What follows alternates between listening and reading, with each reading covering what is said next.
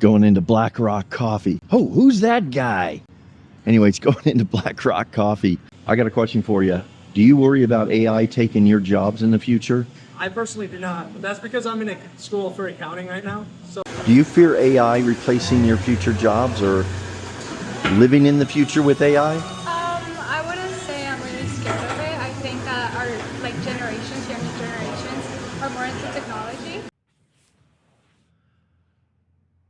I've been on Social Security for 1 year as of last month, and I started to wonder who's going to pay for my Social Security, because the rumor is that young people aren't going to have any jobs. So I actually went out and talked to a few of them, and they encouraged me. There's something about getting that first year of Social Security under your belt, that first year behind you. At least it was for me. You know, when I first started receiving it, there was kind of a sense of relief. I knew I had this much coming in every month and knew that I could depend on it. At least I hoped I could. But then after a while, between the news and the changes that are coming in our future world, you begin to have some doubts. You begin to have some worries. At least I did again. You start thinking, you know, what does the future look like with the Social Security system? You know, there's talks there will be a 20% cut. I think they're good till about 2033, and then it's insolvent. There's talk about how all the jobs are going to be replaced by robots. And if young people aren't working, who's going to pay for it? I went out the other day and I thought I should ask some of these young people, what do they think? Are they worried about AI taking their jobs? Are they worried about their futures? And what I found really surprised me. I talked to, it's kind of funny, they all ended up being college students, all working jobs, and all had a bright view of their futures. And that surprised me. You know, I expected them to be anxious, fearful, kind of expected them to feel kind of like what I've been feeling. And it's helped me, I think, going forward, how I'm going to view the future. The first stop I made was at one of the coffee shops, and they obviously weren't as worried as I thought they would be. Some said they thought AI would change their jobs, but they always felt, all of them said the same thing, that what they had done and the world they planned to live in would still need personal connection, human interaction, human judgment. You know, they were looking at accounting, nursing, and psychiatry. And I thought, well, I think AI could take, I already know of people using their AI for counseling sessions, and accounting. I figured AI could do things like that, but you know, there is going to be a place for human thinking, human interaction. What's your major? Nursing. Oh. Yeah. Have you heard of how AI is being applied in the medical field? I have not yet, which is actually kind of scary. In the sense of patients and patients and human care, yes, interacting with humans. Yes. I think that another human being would be better at it. Where do you spend most of your time? Just scrolling on TikTok. it could still, but you'll always still need an accountant. Everyone always will, every company will. So that's what they all say. You know, as I mentioned, I have a website for old people, and but one of the things that's become apparent is that, are you as a young person worried about losing your job either now or in the future to AI? I think it's definitely, it's a 50-50 because there are some things AI cannot do. I mean, we see it now that, you know, they have taken over Uber drivers, like with the Waymo. Yeah. Have you taken a Waymo by the chance? I refuse to. Oh, I've taken 2. Oh my God. My mom used to work as a quality control, and she actually lost her job because of that, because now AI does all the quality control. She used to work at a car part factory, so there's nothing that it does. But as I was mentioning earlier, I studied psychology, and there's just certain things AI cannot take over. I don't think AI could ever replace the job of a therapist. And I think more people now are wanting that human interaction, like eating and other things. But I feel like also with AI, it's also slightly bringing other jobs. I went into these conversations to ask these just simple questions, bracing or thinking I'd find a young group of people bracing for, an unknown future, a scary future. Instead, I found an optimism that they knew the future was going to be different, and they just assumed they'd have to change, or they would change with the new world. They would find their place. They would adapt to it. Well, it doesn't mean there aren't real risks, and it doesn't mean it will be as easy as I think their youthful optimism thinks it will be. But what was kind of cool is they didn't seem interested in fearing the future. They just had an optimism that they'd figure it out. Now, the truth is, my concern about who's going to pay for my Social Security didn't just disappear just because the younger people are so optimistic. I should have asked them if they knew what Social Security was.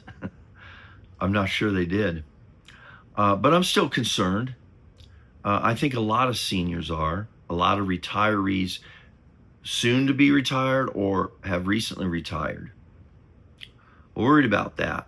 Maybe this, I don't think the biggest threat to our Social Security in the future is, the biggest concern isn't necessarily what they're talking about right now, because we don't know. The future is unknown. There will be, I think, answers that present themselves. And I do think the technology, as much as it is a threat to future jobs, etc., will bring the answers with it.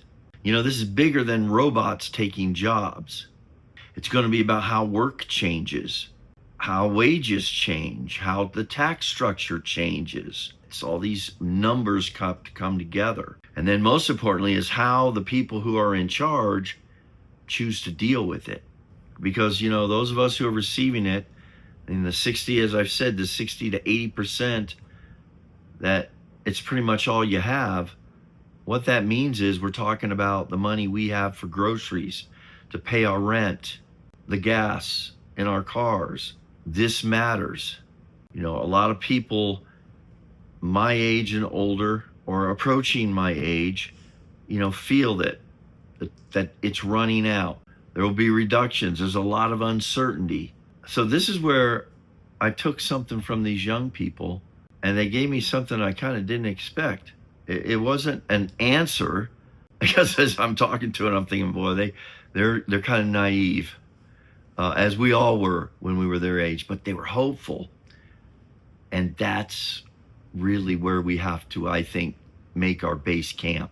It's in their perspectives that they had. I know they had some concerns. They were a little worried or a little thoughtful about, what will their future hold, but they just had this feeling that they weren't going to be serving coffee the rest of their lives, and that they're going to graduate soon, and they're going to go out and help people in counseling and things like this.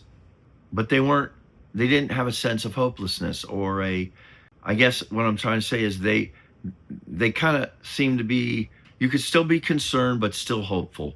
Here's what I feel and have found, that sometimes, maybe most times, as we get older, we've been through some things. Life has slapped us around at times. We've had some disappointments, setbacks, financial challenges, realities that didn't work out the way we'd thought they were going to work out, failed businesses, careers that stalled or changed, didn't turn out the way we thought it would. And the older we get, sometimes we lean into the worst case scenarios. I get that. We've kind of earned our badge of skepticism, and we oftentimes default to that in most things. One of the things I've tried to do with my channel is to be honest about this stage in life and the realities of the things in this life as we face these challenges today. I'm grateful for Social Security. I need Social Security. And yeah, I worry about Social Security. But after talking to the young people, I kind of felt encouraged, not to panic, to think that the future, regardless of the challenges now, it's going to work out and it'll be better. So interestingly, as I face the final years of my life and they face the majority of years still to come in their life, they have this attitude they're going to move forward. And that's what I got to do. I just got to keep moving forward. I just finished that first year on Social Security. A lot of overall good things have happened. I've been able to save most of it. I've been able to overcome some challenges, like spending $1,000 last week on the kitten. Let's put it this way. As we think about Social Security, the next year, a few years in Social Security, it's something to pay attention to, but I'm not going to worry about whether it will be here or not, or whether it'll be enough, because I have control over the second part, not so much the first part. But I have a belief in this. I do not believe they're going to get rid of it. I believe it may change, but we will get what we paid into it if we live long enough.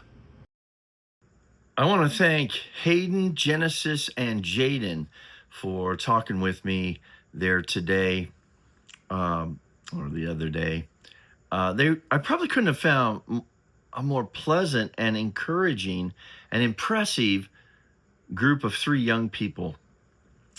That makes me feel like they're examples of where our future will be in good hands.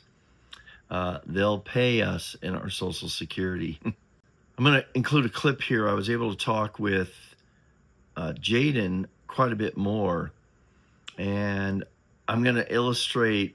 She brought up a lot of cool topics about technology, etc., but I'm going to include an example of one of the things that illustrates this generation gap.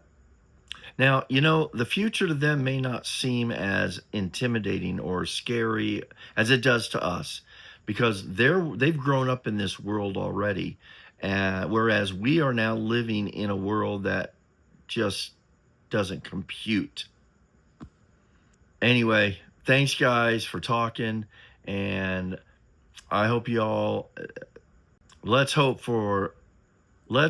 technology brings the answers to the problems that we all tend to think about and worry about. I'm continuing to talk with Jada here, and we're having a great conversation. And so I was telling her, she said, the future, we were talking about, maybe we haven't had flying cars yet there are drone type things that can take people. They're talking about package delivery. So the cars of the future might be, but I asked her if she knew about Dick Tracy and the reference I made when I pointed at my Apple Watch. Yeah. And what do you know who Dick Tracy was? It sounds familiar. Sounds familiar. I'll tell you what, I'm not going to tell you who it is, but I will say he had a watch. Yeah. And you're being your college graduate, go find out who Dick Tracy was. All right.